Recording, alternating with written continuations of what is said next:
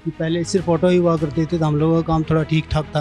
Bikes आने से तो बहुत ज़्यादा फर्क पड़ा है हमारे काम पे। सिंगल सवारी तो मिलती ही नहीं है हमें। बुकिंग तो 25% भी नहीं रहा, टैक्सी में ही चलेगा आदमी पैसे वाला। तो हमारे लाइसेंस भी सारे प्राइवेट कर, थोड़ा सामान रख लो तो चालान कट जाएगा। तो गाड़ियाँ कम होंगी तो काम बढ़ेगा नहीं बढ़ेगा। नमस्कार, मैं शराब देख रहे हैं सौगन टीवी। आज हम बात करेंगे कुछ ऑटो वालों से, उनसे जानेंगे कि ओला, उबर और फ्री बसों ने उनके धंधे पे क्या प्रभाव डाला है। भाई, ओला उबर आने के बाद हमारे धंधे पे फ़र्क तो पड़ा ही है, जाहिर सी बात है कि पहले सिर्फ ऑटो ही हुआ करते थे तो हम लोगों का काम थोड़ा ठीक ठाक था। सवारियाँ मिला करती थी, हमें रिफ्यूजिंग तक करनी पड़ती थी, इतनी सवारियाँ होती थी, हम नहीं ले जा पाते थे ज़्यादातर सवारियाँ। लेकिन अब ऐसा हो गया कि इतनी गाड़ियाँ हो गई हैं, ओला आ गई है, उबर आ गई है, और तुम्हारा आजकल तो बाइक्स चल रही हैं।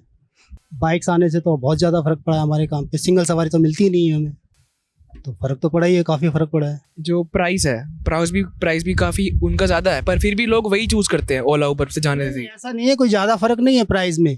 हमने देखा है कि जो फेयर हमारा है ऑटो का, उससे 19 या 20 होता है कैब का, कोई ज़्यादा फ़र्क नहीं है। सपोज़ अगर हम 100 रुपये में जा रहे हैं तो वो 120-130 रुपये में कैब मिल जाती है, और यहाँ तक कि वो इसी में बैठ के जाते हैं 120-130 में, या ज़्यादा 150 लगा लो बस। आदमी प्रेफर करता है, ज़्यादातर कैब प्रेफर करता है, क्योंकि वही ज़्यादा फ़र्क है नहीं किराए में, तो इसलिए टैक्सी में जाती हैं सवारियाँ। आजकल उबर ऑटो भी तो काफ़ी जुड़ रहे, काफ़ी ऑटो वाले उबर से जुड़ते हैं, तो उबर ऑटो से ही सर्विस लेते हैं। हाँ, नहीं, चलाने को तो हम भी उबर ऑटो चला रहे हैं, ओला चला रहे हैं।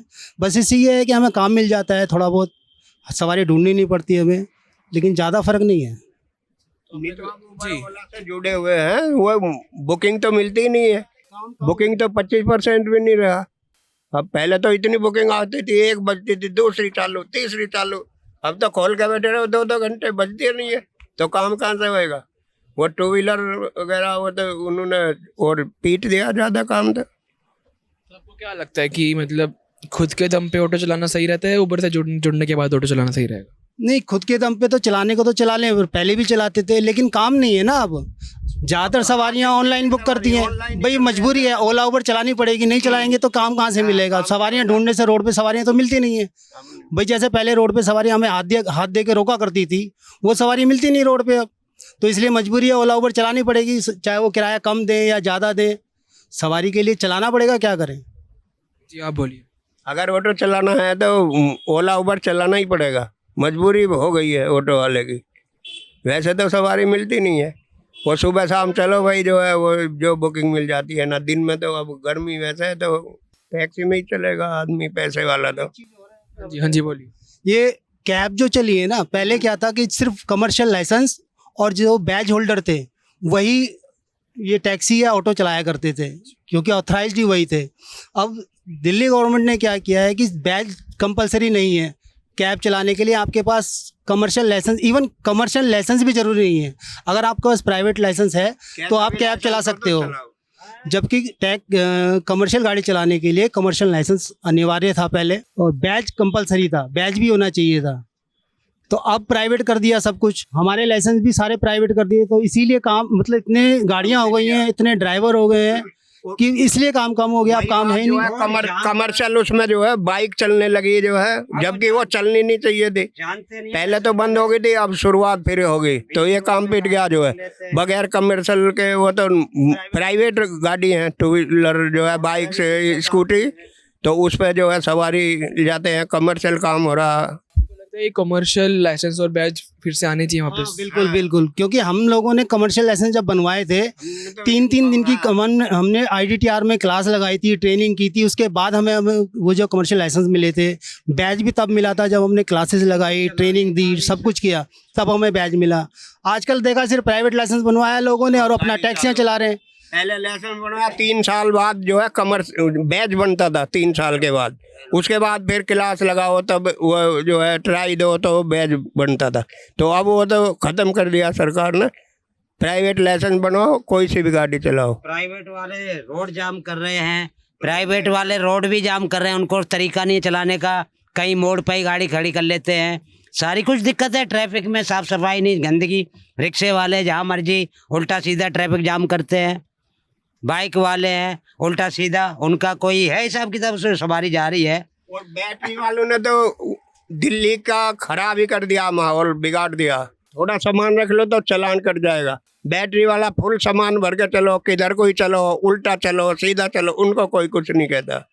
तो थोड़ा देखना चाहिए ना सरकार को भी। जो कमर्शियल लाइसेंस और बैज मिलता है, अगर ये वापस मिले तो आपका सुधार हो सकता है और कंपटीशन जो उबर ओला कर रही है वो काफ़ी कुछ हद तक कम होएगा। हाँ हाँ, बिल्कुल बिल्कुल। अगर दोबारा से अपना कमर्शियल लाइसेंस और कमर्शियल बैच दोबारा अनिवार्य कर दिया जाए तो इससे कहाँ, इससे एक तो जो ड्राइवर हैं वो सारे के सारे एक्सपीरियंस्ड होंगे, ट्रेनीज होंगे, जो उन्होंने ट्रेनिंग लेके आएंगे। ऐसा नहीं कि आपने एक दलाल को देके प्राइवेट लाइसेंस बना लिया और आप रोड पे गाड़ी चलाना शुरू कर दिए।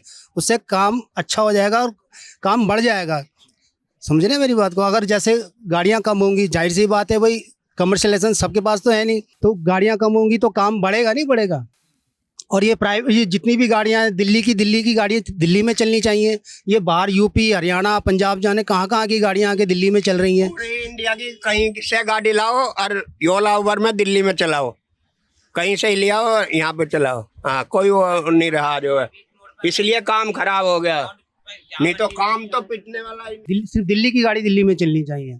ये नहीं कि बाहर से आप लाके सिर्फ दिल्ली में चला रहे हैं। हाँ, टूरिस्ट गाड़ियाँ आए उसकी कोई दिक्कत नहीं है, टूरिस्ट गाड़ियाँ हमारी भी दिल्ली की बाहर जाती हैं। लेकिन जो लोकल जो दिल्ली की गाड़ियाँ दिल्ली में चल रही हैं आके बाहर से, उससे काम में हमारा बहुत फ़र्क पड़ रहा है। तो क्या लगता है कि मतलब जो कमर्शियल लाइसेंस और बैज बंद क्यों करे गए थे? बंद क्यों करे थे? बंद इसीलिए किए थे ताकि ये प्राइवेट जो टैक्सियाँ चल रही थी ओला या उबर में, तो इनके पास ड्राइवर्स नहीं थे और गाड़ियाँ इनको चलानी थी। तो इन्होंने सरकार से समझौता करके, जो भी है इनका क्या है मुझे नहीं पता, तो इस तरीके से समझौता सरकार से किया कि सारे के सारे लाइसेंस प्राइवेट कर दिए जाएं और प्राइवेट लाइसेंस पे ही सारी कमर्शियल गाड़ियाँ चला दी जाएं। तो सब हो गया, इसीलिए काम पिट गया है। नहीं तो काम तो पिटने वाला नहीं है, काम तो बहुत है दिल्ली में। सरकार ने ऐसा करे कि एक तरफ लोगों को काम दे के दूसरी तरफ लोगों का काम छीन लिया।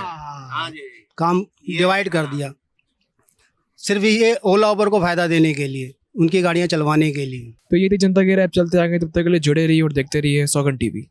आप देख रहे हैं सौगंध टीवी, सौगंध वतन की।